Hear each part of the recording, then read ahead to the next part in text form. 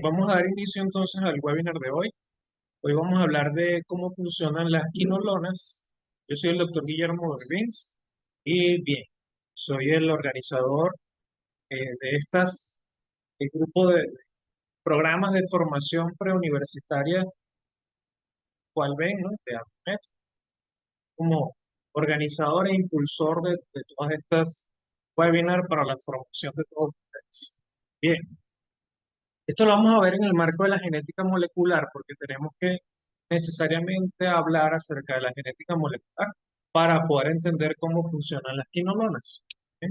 Entonces, de hecho, esto más o menos van a ser los tópicos en este momento. Ahora vamos a hablar inicialmente del dogma central. ¿Ok? Vamos a hablar porque el primer paso dentro del dogma central es donde intervienen las quinolonas. Vamos a hablar un poco de la estructura del ADN. Estos tópicos son necesarios para poder entender el mecanismo de acción de las quinolonas en sí. Así que vamos a recordar un poco la estructura del ADN. Vamos a hablar del proceso de duplicación. De hecho, las quinolonas actúan en una de las enzimas de la duplicación. Y también vamos a conversar precisamente de unas enzimas, no de todas. De hecho, el proceso de duplicación tampoco lo vamos a tratar por completo, solo vamos a tratar algunos tópicos. Y finalmente vamos a hablar de las quinolonas, en cuál de estas enzimas actúan. Recordando que las quinolonas, a ver, si han escuchado de ellas, son las que terminan en oxacina como ciprofloxacina. De hecho, estaba como parte del subtítulo del webinar de hoy. ¿Ok? Entonces, vamos a iniciar, vamos a recordar qué es el dogma central. Recuerden que el dogma central es la forma en la que la célula utiliza su material genético como fuente de información. Entonces, por ejemplo, para que una célula pueda expresar ese ADN, sabemos que, por ejemplo, si tenemos nosotros un ADN, eso lo sabemos por la genética mendeliana, si tenemos un gen, por ejemplo, eh, es lo que determina que tengamos los ojos marrones, los azules, etcétera. Ahora, ¿cómo la célula de un punto de vista molecular utiliza esa información genética? La utiliza por medio de estos pasos, y estos pasos se llaman dogma central de la biología celular y molecular, en donde el ADN inicialmente se transforma en ARN, eso es transcripción, y luego el ARN se transforma en proteína, eso es traducción. Pero inicialmente, para que el ADN exista, para que pueda existir, un ADN tiene que poder sintetizarse. Y un ADN siempre viene de otro ADN. ¿Ok? Es decir, por ejemplo, el ADN, sabemos que una célula tiene el ADN, pero esa célula viene de otra célula. Y esa célula que viene de otra, inicialmente tuvo que multiplicar su ADN, multiplicarlo por dos, para que luego la célula al dividirse pueda tener ADN. Así que el proceso de existencia del ADN implica la replicación, o también llamado duplicación, o simplemente síntesis del ADN. Entonces, de hecho, este es el primer paso, síntesis del ADN, duplicación, replicación, como quiera verse. Entonces, vamos a actuar sobre ese proceso. Para poder entender cómo se actúa sobre ese proceso, vamos a estudiar desde un punto de vista molecular y en muchos casos de ustedes a recordar algunas cosas, que es el ADN. Sabemos que el ADN es un polímero de unos monómeros que se llaman nucleótidos.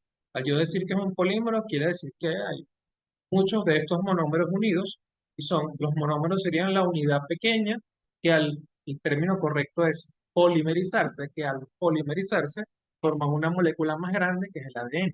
¿Ok? Yo siempre les coloco a mis estudiantes como un ejemplo, un vagón y tren, ¿verdad? El tren, ferrocarril, el tren, es la unión de muchos vagones. Entonces un polímero, que vendría siendo como el tren, y los monómeros vendrían siendo como los vagones, ¿sí? Los elementos individuales.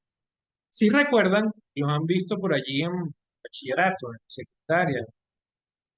Estas son adenina, guanina, citosina, timina. Estos son los monómeros que se unen. Seguramente han visto este dibujo del ADN y esta estructura se llama doble hélice alfa. El hecho de que, primero que son dos, ¿verdad? Dos hebras que se comunican en el medio, el hecho de que sean dos hebras hace que el ADN sea estable y que de alguna forma tenga como un mecanismo de copia de seguridad, porque una hebra es complementaria a la otra. Y si de este lado tengo adenina, del otro lado tengo guanina, Así que si de casualidad hay un error en una letra, nucleótido, yo puedo saber cuál es el que va allí fijándome de la otra hebra, de la hebra contraria. Entonces siempre es como una copia de seguridad. Por otro lado, fíjense, esta estructura que va así como en espiral se llama doble hélice alfa. Ese es el nombre que tiene, doble hélice alfa. Y como ven, tiene, bueno, unas ranuras, esto se denomina ranura menor, esta se denomina ranura mayor, eso tiene importancia biológica. Bien, sabemos que los nucleótidos se unen uno con otro mediante un enlace llamado enlace fosfodiéster. Entonces, no voy a profundizar en él, un enlace covalente, pero no voy a profundizar en él porque no es materia en este momento. Ahora, sabemos entonces, esta que es la molécula de ADN, ¿verdad? Cuando tenemos la unión de un nucleótido con otro, con otro, con otro, estos son mediante ese fosfodiéster que mencioné. Pero aquí en el medio, cuando se encuentra una base nitrogenada de un lado con la del otro lado, entonces se unen por medio de puentes de hidrógeno que son enlaces débiles, ¿sí? Voy a definir exactamente qué es un puente de hidrógeno, pero entiéndase que un enlace covalente es el que forma moléculas, se unen átomos. Y un puente de hidrógeno es un enlace entre moléculas débil, un enlace débil que puede romperse fácilmente. Bien, ok, resulta que de hecho, las características de esto es que, bueno, voy a retroceder, cada 10 nucleótidos aproximadamente da una vuelta. Bien, esas son las características. Eso quiere decir una vuelta, bueno, dos cruces de las que hay. Eso quiere decir que hay una estructura normal en cuanto al enrollamiento de esa hélice alfa para el ADN. Cuando esas vueltas son, digamos, están aumentadas o están disminuidas, eso se llama superenrollamiento. ¿Ok? Y pueden haber de dos tipos, superenrollamiento positivo cuando son demasiadas vueltas y también se llama superenrollamiento negativo, lo cual es un poco extraño, pero así se llama. Superenrollamiento negativo cuando tiene menos vueltas de las que normalmente debe tener la ADN. ¿Ok? Bien, este es un término importante porque tiene que ver, todo lo que estamos viendo, tiene que ver con el mecanismo de acción de las quinolonas al cual vamos a llegar. ¿Sí? Sabemos que el ADN en nosotros, bueno, en las células eucariotas, y nosotros estamos constituidos de células eucariotas, está en forma de ADN lineal y al final se organiza, forma los cromosomas. De hecho, nosotros tenemos 21 pares de cromosomas, si ya lo sabíamos, ¿verdad? Pero en las bacterias, que es en donde van a actuar las quinolonas, el ADN es circular, ¿ok? Así como ese dibujo. Aunque no se observe hacia el microscopio óptico, yo no pueda observar una bacteria y cuando veo el ADN no veo un círculo, en realidad veo una molécula ahí toda enredada, ¿ok? Pero la verdad es que es un círculo. Primero no está tan enredado y aunque yo tomare, por ejemplo, un ADN, yo trato de darle vuelta, vuelta, vuelta, voy a llegar al mismo. O sea que yo, viendo la estructura del ADN de una bacteria, puedo confirmar, recuerden que bacterias son procariotas, puedo confirmar que este ADN es circular, sin punta, a diferencia de las células eucariotas. ¿Bien? Ok, ahora, vamos a hablar un poquito de la duplicación en sí. ¿Bien? La duplicación sería el proceso mediante el cual una célula duplica su ADN. Y la función principal de la que ese ADN se duplique es que después la célula pueda dividirse en dos y que cuando la célula se divida, herede el mismo material genético, o sea, tenga cada célula hija, tenga el material genético original. ¿Ve? Aquí tenemos una célula original. Fíjense, primero se pasa por un proceso de duplicación del ADN y una vez que ya el ADN está duplicado, como aquí, ¿verdad? Entonces yo puedo comenzar la división de la célula y finalmente dar origen a dos células. Fíjense, aquí también lo estamos viendo. El proceso de duplicación, bueno, seguramente saben que se llama mitosis en la célula eucariota, pero en las bacterias, que son las que nos interesan ahorita, se da por fisión binaria. ¿Ok? Entonces, eso es lo que estamos viendo, simplemente la célula dividiéndose en dos. ¿Ok? Bien, fíjense que entonces, para que el ADN se duplique, miren cómo a partir de una hebra de ADN, esto se le llama hebra madre, se originan dos hebras de ADN siguiendo como molde cada una, ¿ven? Cada una. Yo aquí en todo este proceso me voy a saltar muchísimos detalles, porque no vienen al caso y en toda una clase de 4 horas, ¿no? Es decir, es mucho más extenso de lo que estoy diciendo. Pero voy a tocar solo algunos puntos necesarios para entender el punto del mecanismo de acción de las quinonas. Entonces sabemos que este proceso se llama semiconservativo, porque fíjense cómo de una hebra, digamos, llamémosla madre o vieja, ¿ah? Fíjense cómo se divide en dos y luego esta hebra, que es una hebra hija, y esta otra es, entre comillas, yo podría decir, es medio vieja y medio nueva. Que tiene una de las hebras de esta molécula nueva es madre y otra hebra es hija, así que voy a generar dos moléculas resultado, pero que en realidad se conserva la mitad de la hebra madre, ¿sí? Entonces, bueno, esta es la propia duplicación del ADN. Vamos a ver un poco cómo funciona esta duplicación del ADN para poder entenderla, fíjense, desde un punto de vista molecular. Este es un video muy sencillo. Miren cómo aquí viene una enzima, esa enzima específicamente se llama helicasa. E inicialmente para que todo el proceso, digamos, pueda ocurrir, tiene que abrirse el ADN en dos. ¿Ok? Esto se llama horquilla de replicación. Se abre el ADN, se rompen los puentes de hidrógeno que había mencionado antes. Y miren cómo aquí viene otra enzima, ¿verdad? Esta enzima se llama ADN polimerasa. Y miren cómo utilizando una hebra como molde se copia la otra. ¿Sí? Se sintetiza. Ella simplemente dice, si abajo hay guanina, pongo citosina. Si abajo hay adenina, pongo timina. ¿Ok? Guanina con citosina y adenina con timina. Y fíjense aquí abajo igual viene, aquí hay algunas enzimas que no voy a mencionar, pero aquí igual viene una enzima, en general la podríamos llamar ADN polimerasa, como he dicho, o sea, hay una arriba y otra abajo, y que se copia entonces la hebra, ¿sí? Repito, me estoy saltando muchos detalles, ¿ven? Pero entienden el proceso en general, ¿ok? Bien, entonces, para repasar, ¿cuáles serían las enzimas? Está esta que es la ADN polimerasa. Ella simplemente va a tomar, ¿verdad? Una hebra molde y a partir de la hebra molde sintetiza la otra. Esa es la que hace posible entonces ese proceso de duplicación. ¿Ok? Esa enzima, bueno, comete ciertos errores. Bien, pero esta es una enzima muy importante. Hay muchos tipos de ADN polimerasa. Hay varios tipos en bacterias y hay varios tipos también en eucariotas, ¿sí? En nosotros. Recuerden que para que el proceso inicie realmente, lo primero que tengo que hacer es separar las hebras del ADN original, y eso lo hace una enzima llamada helicasa, cuya función es romper los puentes de hidrógeno que une una hebra con la otra hebra que ya les había dicho, que esos puentes de hidrógeno son una unión, digamos, débil. ¿Ok? Bien, una vez que se abre, se forma la horquilla de replicación. La horquilla es de un lado y otra horquilla del otro lado. Todo esto completo se llama burbuja de replicación. Ahora, resulta que conforme esto se va abriendo, abriendo, abriendo, aquí están las ADN que les mencioné, aquí está la helicasa, como va abriendo, resulta que esto empieza a dar vuelta, vuelta, vuelta, esto está en espiral, ¿ok? Una doble hélice alfa, como he mencionado antes. Ustedes, por ejemplo, podrían imaginarse, a ver, las chicas, veo que hay varias mujeres conectadas aquí, y si se han hecho una trenza para el cabello, que a veces se le dice clineja, clineja, si por ejemplo, luego, bueno, una clineja de tres normalmente, trenza, pero si luego tiran de los extremos, esto comenzaría a dar más vueltas, más vueltas. En el caso de un cabello largo, se empieza a anudar adelante, ¿verdad? O en el caso, por ejemplo, de un cordón, de un mecate, de una cuerda, que tenga dos, digamos, dos porciones de mecate, ¿verdad?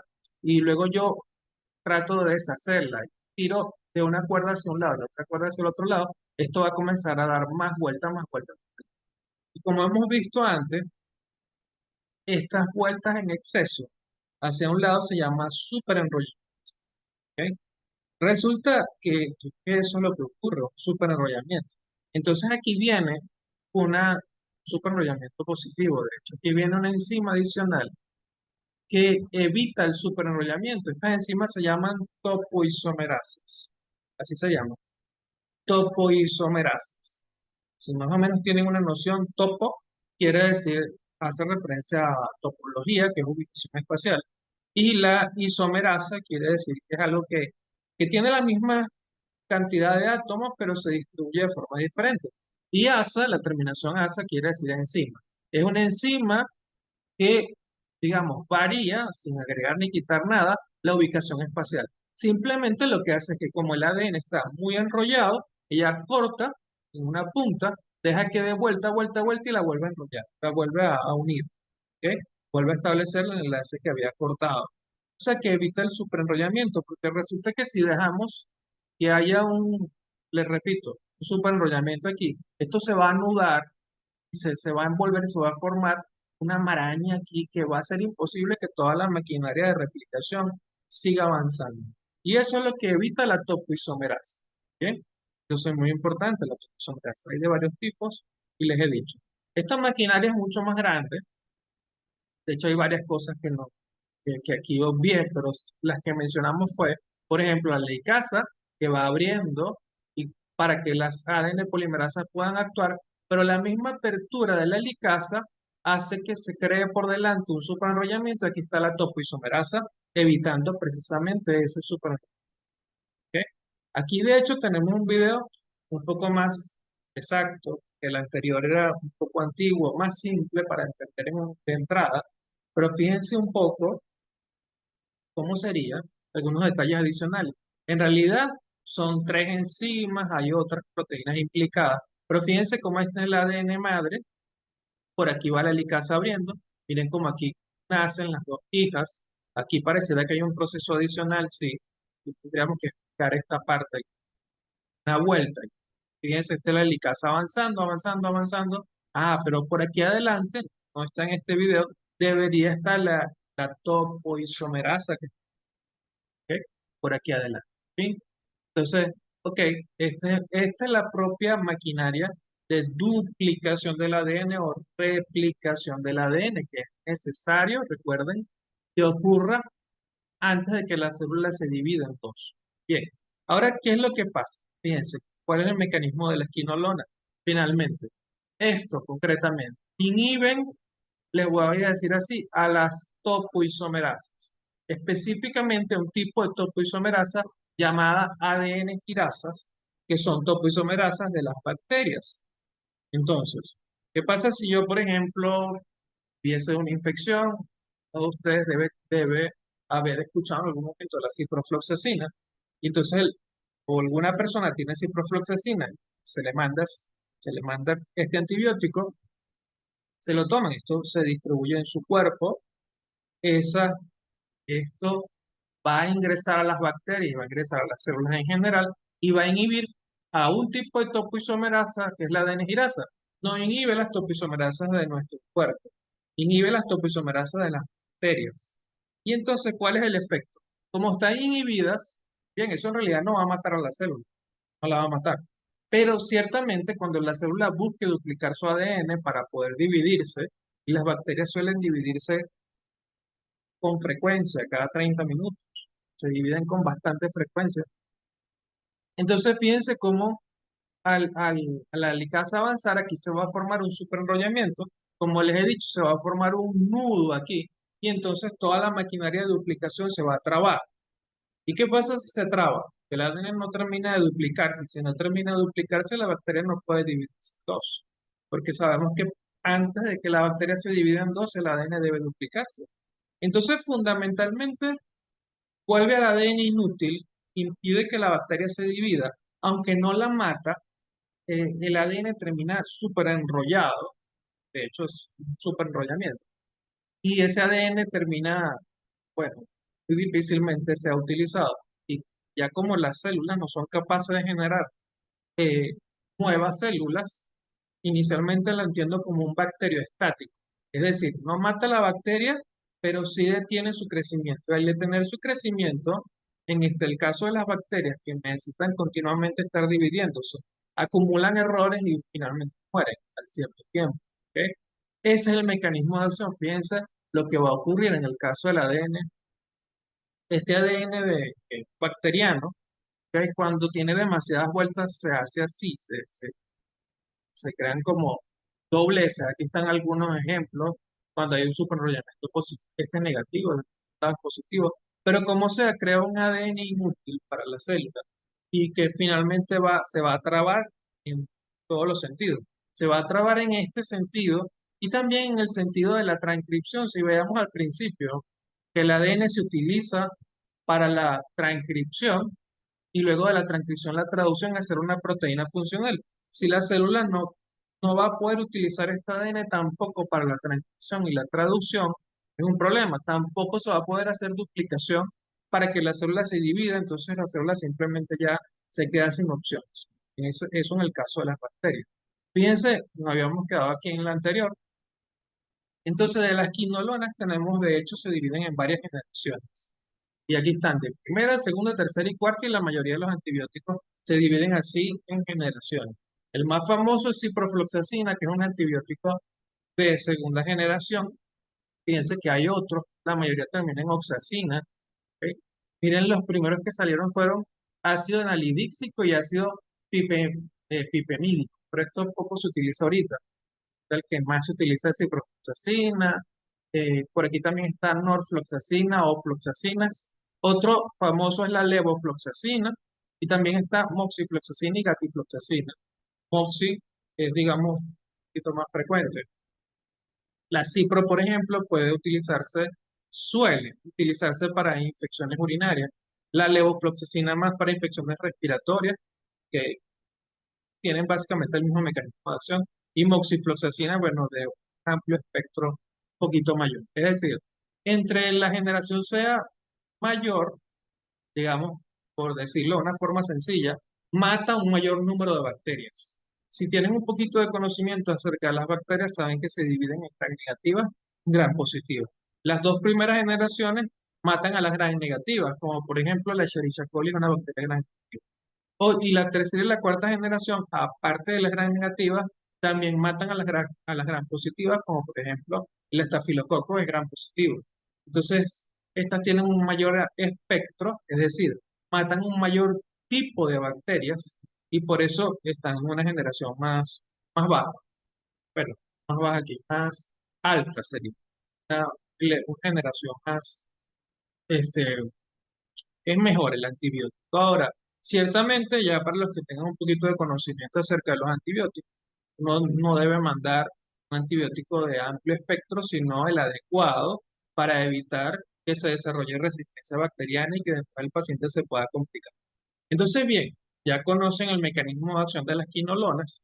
Sí, no es objetivo de este webinar dar, por ejemplo, las dosificaciones, etcétera, pero en cuanto a la ciprofloxacina, si ustedes tienen alguna idea, por ejemplo, dependiendo del tipo de infección, suele mandarse para infecciones urinarias 500 miligramos cada 12 horas por 7 a 14 días. Depende del tipo de infección, si es una infección urinaria baja, una infección urinaria alta, las bajas 7 días, las altas por lo menos 10, 14 días, depende de la complicación. Y bien, tenemos otras presentaciones y bueno, ya cada uno se encargará conforme avance dentro de su estudio de las ciencias de la salud, eh, cómo se indica cada uno de estos. ¿Bien? Muy bien, entonces me gustaría que alguno pueda hacer, bueno, están abiertas las preguntas, igual están abiertos los comentarios que te llamó más la atención, y aquí está lo que tocamos el día de hoy. Fíjense, inicialmente hablamos del dogma central, dijimos, bueno, que el dogma son tres pasos que son necesarios para que la célula exista, que es duplicación, transcripción y traducción. Hablamos de la estructura del ADN, de hecho una doble hélice alfa, en el cual hay cierta cantidad de vueltas específicas y que, bueno, que están unidas las dos hebras por medio de puentes de hidrógeno.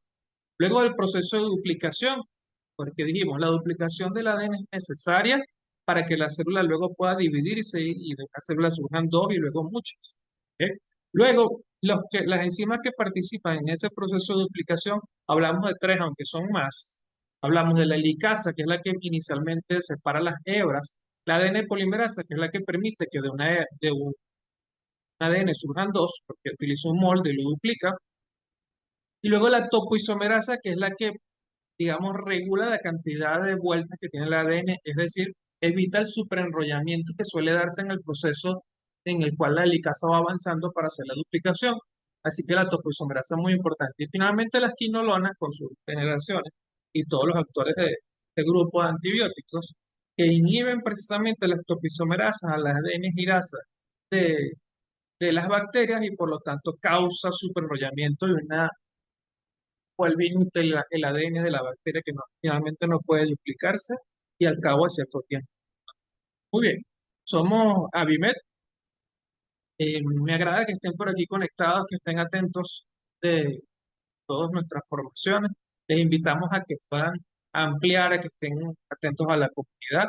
Y bueno, ya próximamente, de hecho el día de mañana arranca nuestro curso de premedicina, también de memoria de estudio, básicamente para darles herramientas para un alto rendimiento académico.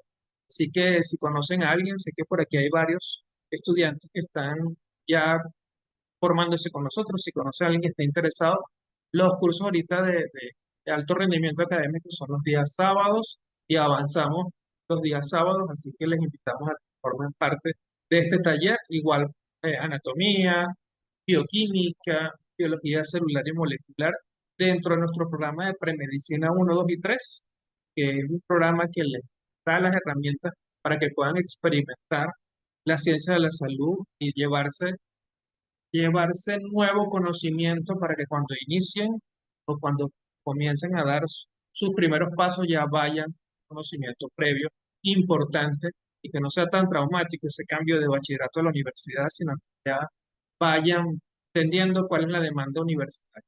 Ha sido un gusto, soy el doctor Guillermo Urbins, nos siguen por las redes sociales como @cursosavimed, cualquier red social, y a mí como doctor Berbit.